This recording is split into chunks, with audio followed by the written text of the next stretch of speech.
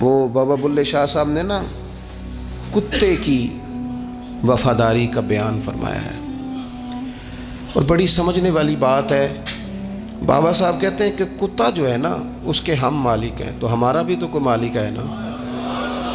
فرماتے ہیں ایک روٹی کتے کو ڈالتے ہیں، دوسری مانگے تو کئی دفعہ لوگ جوتا بھی مار دیتے ہیں، لیکن خود مالک جو ہے کتے کا وہ پنکھے کے نیچے اے سی کے نیچے سویا ہے، اور کتا جا کے صبح کسی درخت کے نیچے سوتا ہے، اور ساری رات مالک سویا ہوا ہے، یہ پہرے داری کر رہا ہے، اور کسی کو بھی اس کے گھر میں آنے نہیں دے رہا۔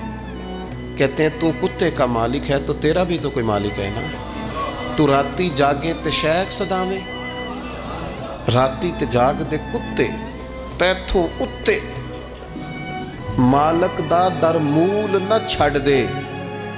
وہ 4 سال بیماری آ جائے تو لوگ معاذ اللہ اللہ کے شکوے کرتے ہیں، اور تو جوتے مارتا ہے تو تیرا جانور تیرے گھر سے جانے کو تیار ہے۔ لوگ بوری میں ڈال کے بند کر کے چھوڑ آتے ہیں، اسے پتہ ہے مالک چھوڑ گیا ہے، لیکن گھر آنے سے پہلے بلی پھر آ جاتی۔ راتی جاگے تو شیخ صداویں، راتی جاگ دے کتے تیتھوں اتے، مالک دا در مول نہ چھڑ دے۔ پاویں مارو 100 جتے، ایک برکی دا قدر پچھانن، پاویں مالک ہو من ستے۔ اے تیتھوں اتے رکھا سکھا کھا، دنے جا رکھاں وچ ستے۔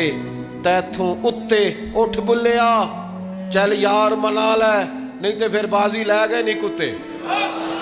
اٹھ بلیا چل یار منا لے، نہیں تے بازی لے گئے۔ جنہاں تناں وچ عشق نہ رچیا، کتے انہاں تھی چنگے۔ اور ویکھو نا مالک دے کر راکھی کر دے، صابر بھوکے ننگے۔ اپنی زندگی میں کچھ مزاج شکر والا